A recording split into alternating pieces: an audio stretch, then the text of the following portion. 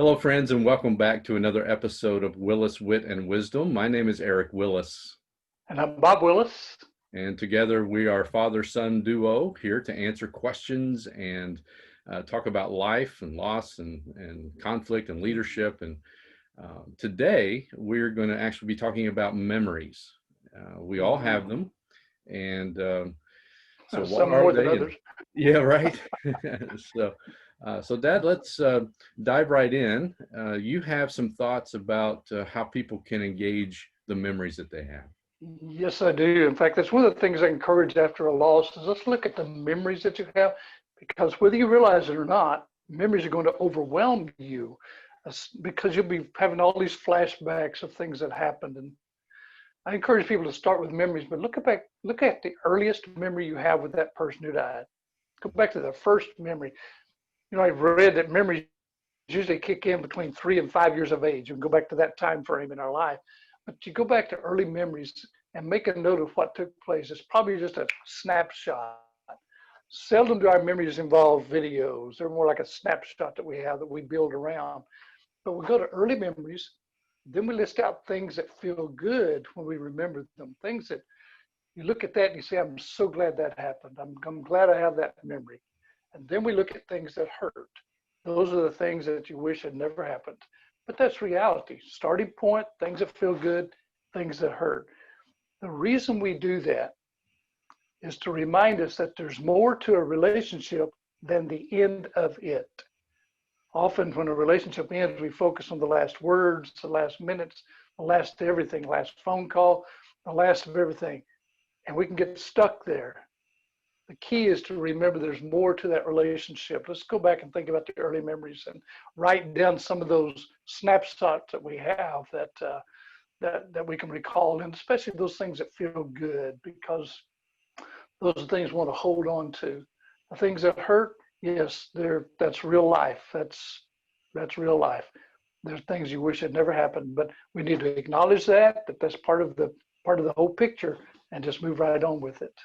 Yeah, that's great. Great advice. And so would you recommend people actually take a notepad or paper and jot those things down as those memories come up? Absolutely. That's encourage people to do almost like a diary of memories, if you would, Mm. because you may have some memories today, and in the middle of the night or tomorrow morning, there may be another one. You can go back and write that in. So I have a theme in life, Eric, and you probably know this by now. Life should be lived in pencil. Mhm. It changes. People try to engrave their life plans. It doesn't happen that way. Things happen that throw us off our life plans. If we have it in pencil, we can go back and erase and add to it. So we need to have some flexibility in there. Having a notebook of memories is real important because we can go back and add to it, spin off and write other pages on it. So, yep, I'm a big proponent of writing memories. Yeah, excellent. That's great. Great advice. I run across people who sometimes get stuck um, and have a hard time moving forward, and they actually shut down um, their current life experiences because they're Mm-hmm. afraid of um, what might be in front of them because of their Mm-hmm. experiences and because of the memories that they have. And so um, there's a real emotional component to Mm-hmm. negative memories specifically that could Right. really shut people down. So Yep. as you work with grievers and working through the memories and things like that, any advice that you have on to help people get unstuck and to be able to move Mm-hmm. forward? Right. What I found is if we can find someone we trust, someone you can talk to, tell them about it, talk about it. When it comes to grief and loss, we have two choices, only two: hold it in or let it out. Mm. Hold it in or let it out. It's healthier to let it out. So I think that if we feel like we're stuck or we're against a wall, we need an opportunity to just let it out. It may be that writing portion, but maybe we need to speak it also, because in order to speak it, we have to form it up and organize it a little bit, and here it comes. But I think that's the thing that I would recommend is find someone who will allow you to talk about it. Yeah, yeah, People that's have asked me for years, what's the best way to help someone after a loss? Two words. If you could get close to that person, just say, what happened? and then close our mouth and open our ears and let them talk about what happened. So we need to find that person, that situation, that environment that will allow us to tell what happens.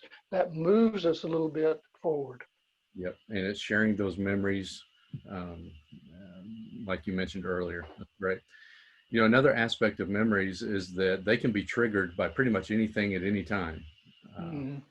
And so I'd like to try something. I didn't prep you for this. You don't know what's about All to right. happen, right? Okay. I'm ready. Bring it on. I'm a drinking man. Go ahead. All right. Yeah, there you go. Get your coffee in you.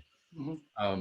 So I'm just going to throw a concept out at you, and what memory is attached to that when you hear this? Okay. All right. Fresh cut grass. If Mm. you can think of the smell of that fresh cut grass, what memory comes to mind? As a boy, I mowed yards to make a little extra money. That's what I remember. I learned a lot of lessons doing that. One in particular that you have a hot lawnmower. After mowing all day, you do not push it back so the gas would leak on the motor because it'll flare up and be a fire. I have Oh, that memory. My okay. dad happened to be handy, and I remember my dad ripping off his shirt and putting it over and snuffing out the fire with his shirt. So I smell everything. I smell the grass, and yeah, because memories can attach some of those smells and the senses also. Yeah, yeah. I have a friend who, um, when she was a young kid, she got sick, physically sick to her stomach, and it was on a bus trip. And so every time she smells the exhaust of a bus, her stomach turns. Right. That's connected.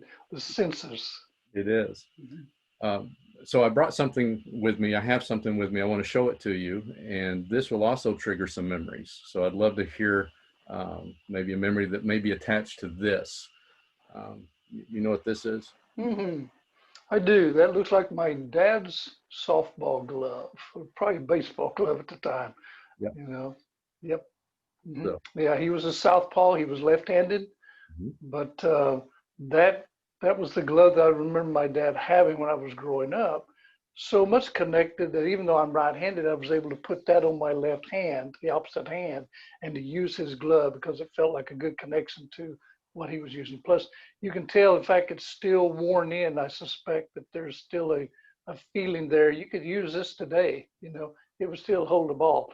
And so, but you notice one other thing, Eric? Put that up to your nose and smell of it. That's That's my dad. leather. There's leather and sweat smell in that. Yeah. Yeah. Sometimes, again, we come back to the senses of seeing something and smelling something that take you back to even childhood memories. But yeah, I remember that when I was probably about 10 to 12 years of age and playing with that particular ball glove. Yeah. Yeah. And I have a memory of baseball as well. I played Little League Baseball. I was on a team. We were okay. We weren't awesome, but we were okay. And I remember, Okay. yeah, I remember in one game, um, I actually hit a home run that went over the fence. And Hmm. I have that baseball from when I was 12 years old because you ran it down and you wrote on it a note, first home run ball, and you put the date on there. I think it was 1982, and Okay. and you gifted me that, and so that meant a lot to me. It's a memory that I'll cherish forever because not because of the home run, that was cool, but the what I Mm-hmm. cherish about that memory is you tracked it down, you took time to write on it and to gift it to me. Mm, yeah, That's the thing about memory. that probably goes back to, in Yeah, my life, I hit one home run and no one chased that ball down. But I remember that one home run. So I thought, well, I'll go ahead and get that ball for you. yeah, I'm glad you did. I'm glad you did.